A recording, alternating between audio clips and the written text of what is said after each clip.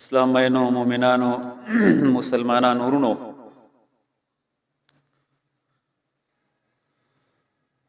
د رب کائنات ډیر لوی فضل او احسان دی مونږه حمدونه بیانو ثنا وایو په دې لوی نعمت باندې چې الله مونږ ته هدایت نصیب کړي دی الله دې مونږه په دې دین اسلام تر مرګ پورې ثابت قدم پاتې کړي کی او د دین چې څومره احکامات دي دا غي صحیح علم او بیا پاغي د عمل کول موږ ته توفیق نصیب کړي کی ورونو دا سورۃ الزمر آیت ما تلاوت کو رسول الله صلی الله علیه وسلم یو مختصر حدیث وی او په دې دوانو کې د علم د فضیلت او د اهل علم د مقام او د مرتبه ذکر دی الله تعالی فرمای پیغمبر ورته وایا آیا برابر کې دي شي هغه خلک چې علم لرون کې دي او هغه څوک چې علم نه لري یقینا نصیحت قبلې هغه خلک کم چې د عقل خاوندان دي او ورته وای زما بندگانو ته هغه بندگان چې ایمان راوړي چې د خپل رب نه يرو کې تقوا اختیار کې او داغه چا د پاره چې په دې دنیا کې د نیکه روش اختیار کړي دی او په خپل ټول ژوند کې د الله د احکاماتو پاسداري کړي دا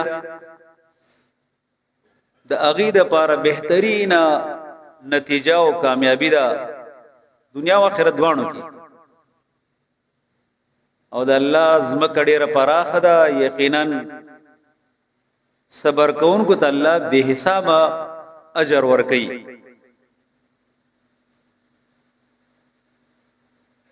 او د حدیث کې رسول الله صلی الله علیه وسلم فرمایي چاته چې الله اراده او فرمایي د خیر چا سره چې الله بلای کول غواړي نو الله تعالی غته د دین سوج بوج ورکی د علم د دین فهم ورته ورکی او رسول الله صلی الله علیه وسلم فرمایي بهشکه زه خو تقسیمون کې مو الله ورکون کې ذات ته ورکړې ول ذات الله دی ورونو دین اسلام د الله تعالی دین دی او د دې دین علم حاصلول دا په هر مسلمان باندې الله لازم کړی دی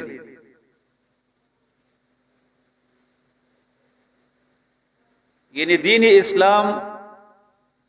باندې عمل بغیر د علم نه نکېږي زګه چې کله مونږ دین اسلام وایو نو پاغي کې مونږ عقاید او عبادت معاملات اخلاقیات او د انسان سره چې تعلق لرو کې سم دي دغه په باره کې د اسلام رهنمایي د انسان د ژوند د مختلفو پهلوګانو نو هغه پکې موجود وي نو چې کله علم موجود نو صحیح عقیده به انسان ته نصیب شي د عقیده علم پکار دی او دغه شانتي چې کم عبادتوم انسان کوي نو د هغه عبادت د کولو د پاره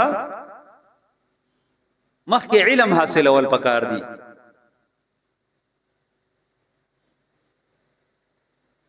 کفرس کې انسان مونږ کوي نو د مونږ کولو د پاره علم پکار دی بغیر د علم نه مونږ نکېږي کفرس کې انسان زکات ورکړي نو د زکات د پاره علم پکار دی چې زکات چا باندې فرضیت ته سومه حصہ د مال دا چاله به ورکه حج له انسان زینو د حج احکامات دي غیلم پکار دی هم دغه شانتي چې انسان کله په دنیا کې ژوند تیري نو چې معاملات کې نو دغه په باره کې د اسلام هدایات دي نو د غیلم پکار دی نو یو انسان ته عموما او مسلمان ته بالخصوص په هر قدم باندې د علم ضرورت ته چې دیو پیژنې چې زما پیدا کون کې څوک دی توحید علم او قران عظیم شان ټول د دغه توحید د اثبات لپاره الله تعالی نازل کړي دی قران عظیم شان چې موږ سورۃ البقره څنګه شروع کو نو موږ په سورۃ الفاتحه کې د الله نه د هدایت سوال کړی چې الله سید الله راته وخایي نو الله راته فرمای ذالک الکتاب لا ریب فیه دا کتاب کامل کتاب دی عظیم کتاب دی هیڅ شک پدې کې نشته اجازه الله تعالی طرف نه نازل شوی دی او هدل للمتقین پورا لار خودون کې د متقین ہوتا پرهیزګاران ہوتا نو چې مخکې وسلار شو دورو کو نو الته کې الله تعالی خطاب کې ټول انسانانو ته یا ایها الناس اے انسانانو اعبدوا ربکم د خپل رب بندگی وکړئ نو کم رب نو دا رب تعریف کوي دا رب صفات بین الذی خلقکم والذین من قبلکم لعلکم تتقون اگر رب چې تاسو پیدا کړی او تاسو نه چې مخکم سمرا انسانانو سمرا مخلوقات غټول تخلیق هغه کړی دی عبادت ولې کوي حکمت ایسا دی چې تاسو پرهیزګاران جوړ شئ د الله نه یره اختیار کې تقوا در پکې راشي او بیا د الله تعالی د توحید دلائل الذی جعل لكم الارض فراشا والسماء بناء وانزل من السماء ماء فاخرج به من الثمرات رزقا لكم فلا تجعلوا لله اندادا وانتم تعلمون اغه الله دې کم الله عبادت ولیو کې تاسو هم پیدا کړو تاسو نمخ کېم خو به پرې خو دي نه داسي بلکې چې څومره حاجات دي تاسو الله تعالی ټول پوره کړی دي او داغه اسباب یې دل پیدا کړی دي زمکه پرش ګرځولې ده اسمانه چت ګرځولې ده د برنه وبنازلې کړی دي دغه په ذریعہ باندې تاسو د ژوند لپاره ضروری کم اشیاء داغه زرغونه داغه په ذره باندې کوي نو چې دا ټول کارونه کوي فلا تجعلوا لله اندادا پس مگر دوی کنه د الله د پاره شریکان وانتم تعلمون وحال دار چې تاسو علم لرئ چې الله سره څوک شریک نشته دی په ذات کې په صفاتو کې په حقوقو کې په اختیاراتو کې نن انبیاء کرام نو اولیاء کرام نه پرشته نه ژوندۍ او نه مړه بس یک ذات ہے قل هو الله احد پیغمبر ورته وای شان داده د خلک چې تپوس کوي د خپل رب تعارف زمون سره کا او د خپل رب مبارک وای دا غټه پرداری بیان کا داغه خاندان بیان کا داغه نسب بیان کا او هو الله احد یکتا ذات ته یو د ذات ته هیڅ کو سره شریک نشتا نو علم پکار دی کنه دا بغیر د علم نکی نو مونږ وای چیرې د توحید عقیده ز کومه خو بغیر د قران نه قران خو بغیر نه کیږي د الله د پیغمبر صلی الله علیه وسلم د احادیث سره بغیر خو نه کیږي دې ته بکینی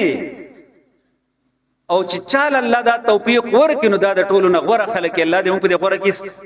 شمار کړل کی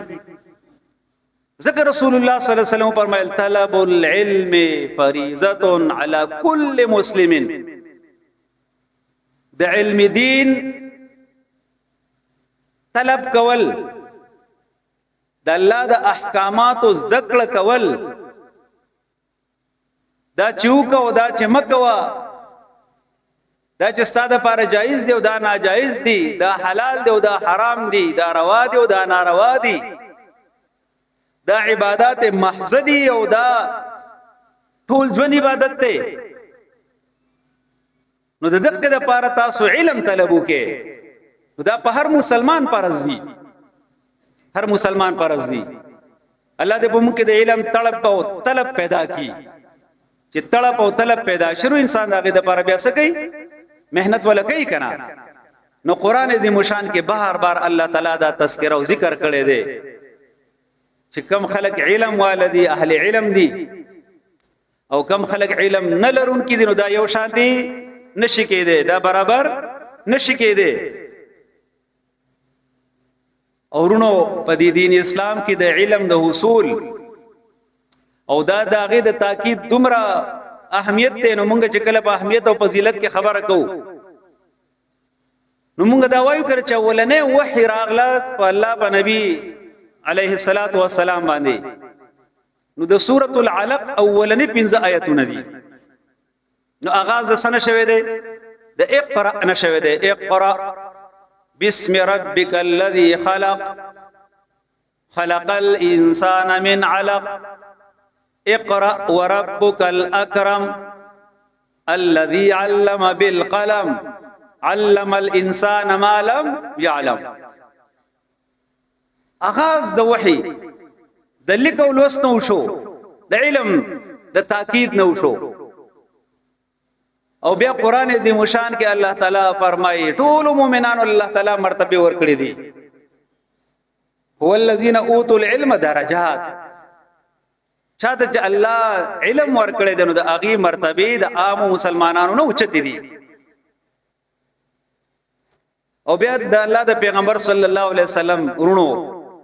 ګڼ احادیث په دې باب کې وارد دي د علم په اهمیت کې او د علم په زدکړه کې او د هغه د پرځان په ستړي کولو کې. نبی صلی الله علیه وسلم فرمایي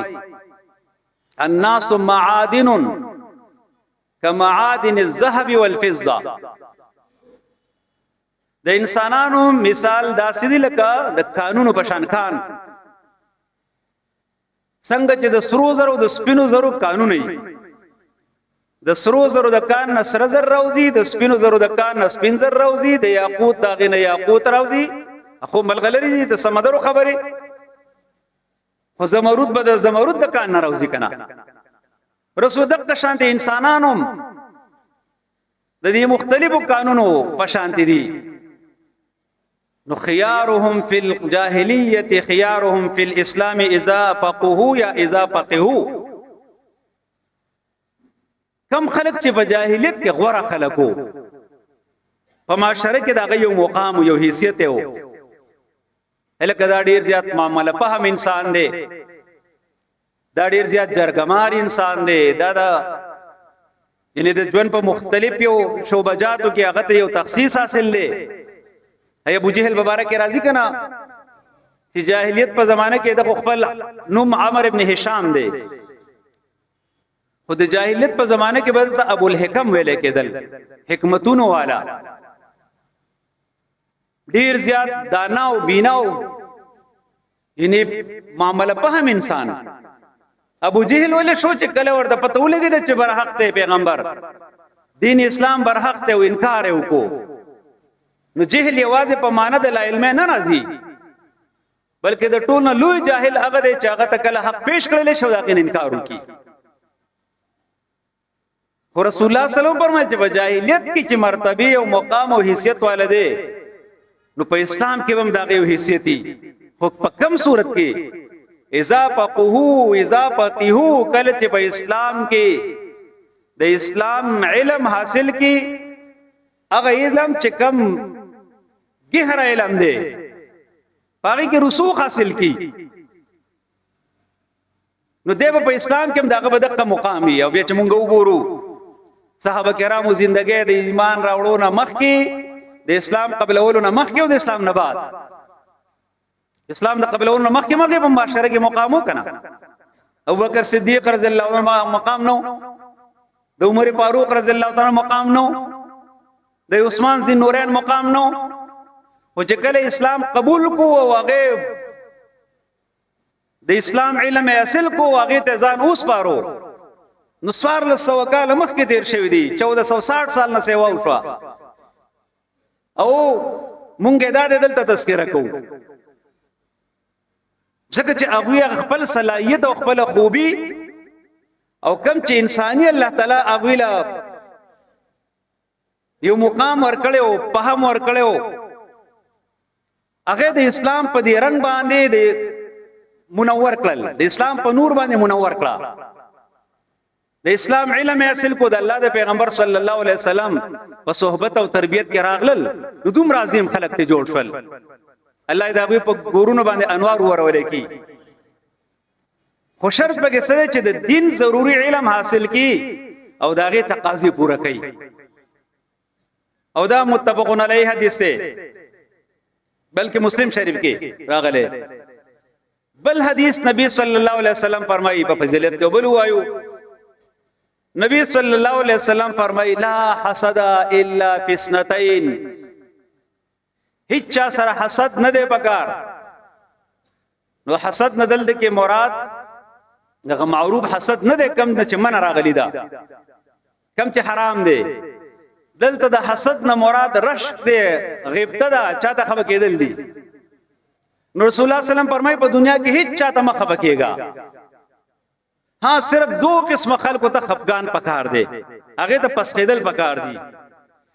یو رسول الله صلی الله علیه وسلم فرمایي چې رجل آتاه الله مالا یو انسان دی الله تعالی ول مال ورکړي دی حلال مال ول ورکړي دی او الله تعالی په لار کې او د الله د رضا د پاره هغه په پراخه سره لګي ترته مرته مکمل اویږي نو د الله تعالی ورکړي شوی مال د الله د رضا د پاره خرج کړي نو د الله د رضا جمعتون جوړولم دي د الله رضا مدرسې جوړولم دي او د الله رضا لارې جوړولم دي د الله رضا د یتیمانو آبادکاریم ده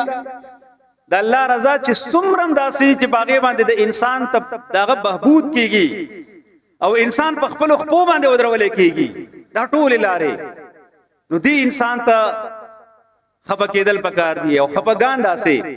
چې الله دغه شانتي حلال مال راکې چې زه ستاسو د رضا د لپاره خرج کما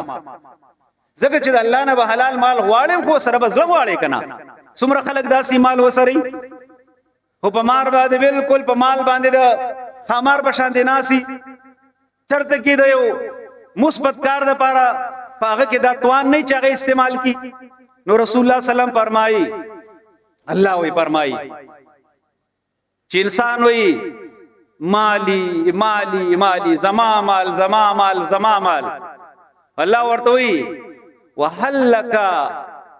مم مالک یا ابن آدم ستاده پر ستاده مال نه اې د آدم د بچوړیا صرف دادی ما اکلتا تا وخړو فاپنه ته پناه دې کو او دویم هغه چې واده غوستو او زوړ دې کو او دریم هغه چې تا د خپل ځان نمخ کې صدقه کو د آخرت د پاره دی د خپل ځان د پاره توخو ګرځولا دا نور مال د چا دی دا ټول د ورثاو مال دی دی باندې و میراث پاره دی ول سره بیا جنگيږي دا دغه مال دی ستا خو په خپل ژوند کې چې کم دی پاږي کې نو د الله نه معلوم غواړو خدای سره سره چې توفیق راکړي الله سره رضا لپاره خرج کما او دویم نبی صلی الله علیه وسلم فرمایي ورجل آتاه الله الحکمه وهو يقضي بها ويعلمها په دې حدیث کې دا زردار غلي دي چې الله ول علم ناپی ور کړی او د هغه علم په ذریعہ باندې د خلکو په منځ کې فیصله کوي او په خلکو کې خوري د شپې او د ورځې لګي بل حدیث کې په دقه راغلي رجل آتاه الله القرآن الله ول د قران علم ور کړی او د شپې او د ورځې دغه قران ته ځان مختص کړي الله دې موږ ته د علم نافع نصیب کړي ورونو اخرنه حدیث وایو په دې باندې خبرې به ان شاء الله ختمو چې نبی صلی الله علیه وسلم فرمایي زمانه چې کله تیریږي او قیامت ته کله قربت او نزدېکت راځي نو ډېر فسادات او فتنې راځي نو په هغه کې یو خبره دادا چې علم چې کم دی، کم رسوخ والا علم دی، کم چې عمیق او کلک علم دی، هغه به ختم شي. نو رسول الله صلی الله علیه وسلم فرمایي دا بولې کیږي. نو دلته په دې حدیث کې دا متفقون علیه دی، معنا بخاری او مسلم شریف په دوانو کې دی چې ان الله لا يقبض العلم انتزاعا ينتزعه من العباد. الله تعالی به داسې دا علم د خلکو نه ناخلي چې د خلکو د سینو نه راواخلي او خلک دغه شان به علم پاتې کیږي. ولكن يقبض العلم بقبض العلماء. الله تعالی به علم قبض کوي د علماء کرامو په وفات باندې. نو بیا وسو شي حتا تر دې پوری چې اذا لم يبقي عالما، عالم به باقی پاتې نشي. نو اتخذوا الناس رؤوسا جهالا. خلق به بیا خپل مشران هغه خلق وګرځي کوم چې جاهلان خلقي، اللیټریټ لا علم خلق، به علم خلق. دا به خپل مشران جوړ کی، دا به زما ناظم سے بھی، دا به زما ایم پی ای سے بھی، دا به زما ایم این ای سے بھی، دا به زما منسٹری، دا به زما او دغه شانت نورم په خپلو مساجدو کې د علاقې دا ټول. نو رسول الله صلی الله علیه وسلم فرمایي نو فسئلوا، خلق به تپوس کوي رهنمایه د پاره. نو فافتوا، خلق تباغه جوابات ور کوي. نو په خپل بم گمراهي او نور خلق بم گمراه کوي. الله دې د دین وساتل کی. نو دې په وجه باندې ورونو علم ضرورت دی هر یو انسان عموما او مسلمان ته خصوصا. دا زمونږه په دې باندې اوس دا ډېر اوږده موضوع ده، هغه طرف ته نه ځو چې د دین علم دی او د دنیا علم دی. خو رسول الله صلی الله علیه وسلم مونږ ته علم نافع ښودلی دی. اللهم انی اسألک علما نافعا. الله علم را تنصیب کی کم چین نه په بخشي پیدا ور کوي. څوک چې حاصل کی هغه تم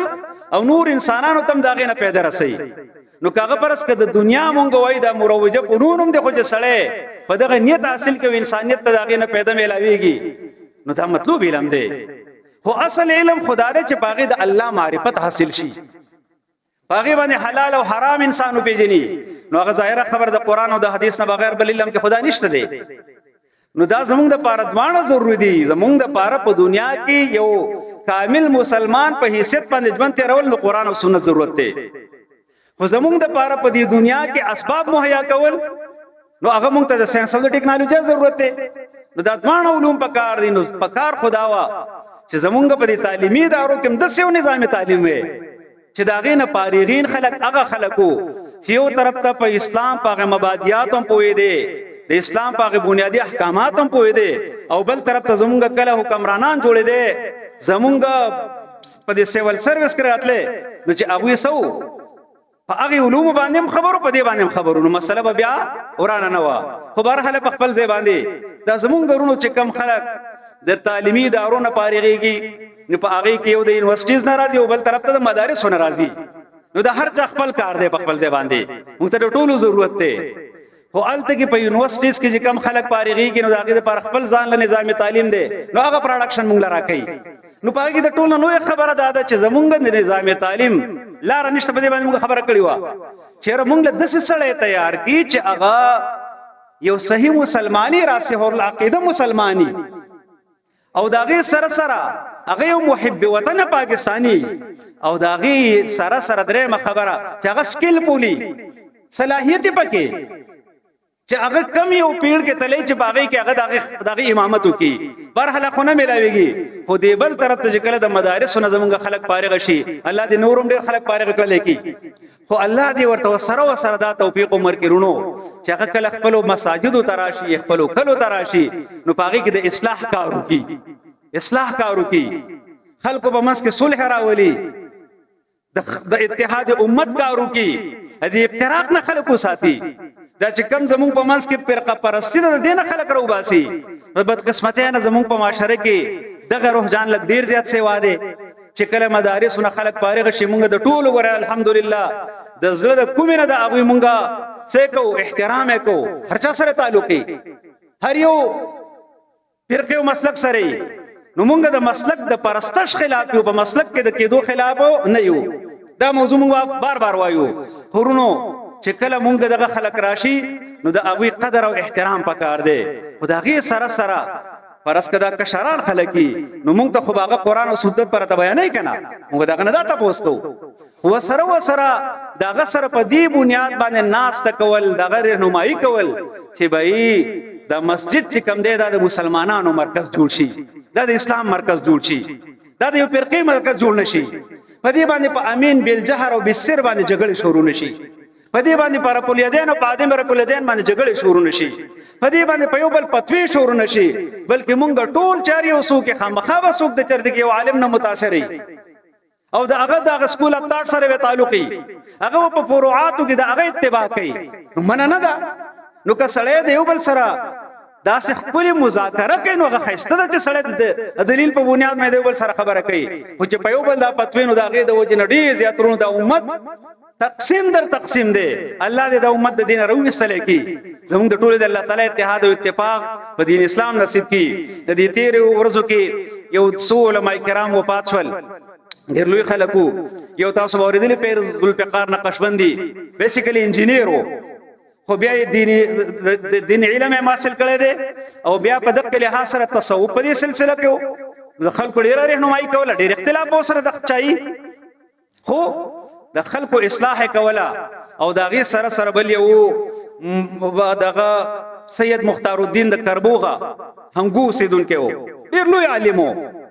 شیخ الحدیث او د هغې سره سره د تصوف د دې سلسلې سره و خو عام کار هم دغه چې د خلکو په منځ کې سره شي په دې اختلافي مسایلو کې داسې نه پرېوتو چې د هغې د وجې نه خلک د یو بل سره په مقابله کې ودرېږي وسره په دې هفته کې مولانا فضل الرحمن اشرفي صاحب د اشرفي د لاهور د هغې یو ډېر لوی عالم و هغه وفات شو او وسره سموده مخکې تاسو اورئ علامه مولانا ساجد میر صاحب اهل حدیث سره د دې دریو تعلق د دیوبند مکتب فکر سره دی خو دا معتدل خلک وو دوی د دین اسلام خدمت کړي ټول خدمت کوي خو مطلب دا د تشدد هغه ماده پکې نه وه امت را یو ځای کول په قدر مشترک باندې په درد مشترک باندې چې زمونږ بنیادی طور باندې قرآن سنت د الله تعالی دین مونږ پیغمبر یو دی زمونږ قبله یو ده زمونږ الله هم یو دی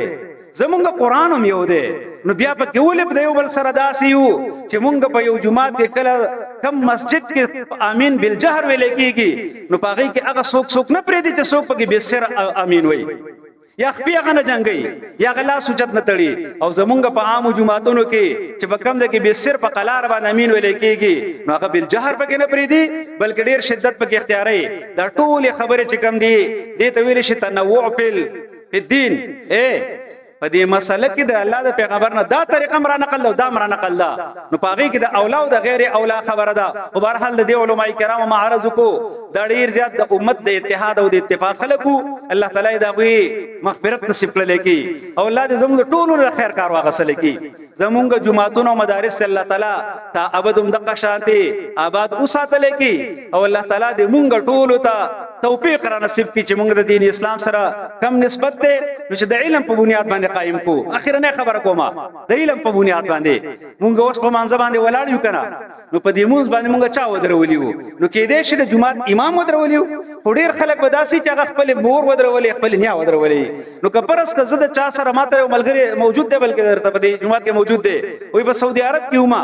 یو کس را سره شیعه را سره شیعه هغه شیعه راته وایي چې ته باسه را سره شروع کو نو چې یو څو خبرې وکړې نو ما ورته چېرې لا ادري لا علم زه نه پوهېږم په دې باندې اوس هغه خو خپل بنیادي علم حاصل کړی او ستا سره هغه خپل بنیادي علم نشته نو بیا به مسله څنګه وي نو په کار دا ده چې د توحید علم زموږ سره ټیک موجود وي څه ته ویلی شي څه معنی ده څه مطالبې ده رانه او فرض که زه مونځ کومه نو چې دا مونځ کومه نو دا ټولې طریقې د الله د پیغمبر دي خو کم سے کم چې ما د خدا یادي که نه چې دا د پیغمبر صلی الله علیه وسلم دې صحابي را نقل کړي ده ما ته چې وایي چې لاندې لاس وتړه نو دا هم صحابي را نقل کړي ده چې ما ته وایي بره لاس وتړه دا هم د صحابي نه نقل شوی او ټول فعلی احادیث دي د رسول الله صلی الله علیه وسلم صحابه کرام وي موږ د الله پیغمبرونو په طریقه باندې عمل کو الله دې موږ تاسو ته د خپل دین صحیح سمجھ را نصیب کړي کی دا غي د عملی تقاضو پوره کولو توفیق را نصیب کړي کی د دې زمانه د ټولو پیتونه د الله تعالی موږ ساتل کی اقول قولي هذا استغفر الله لي ولكم ولسائر المسلمين واخر دعوانا الحمد لله رب العالمين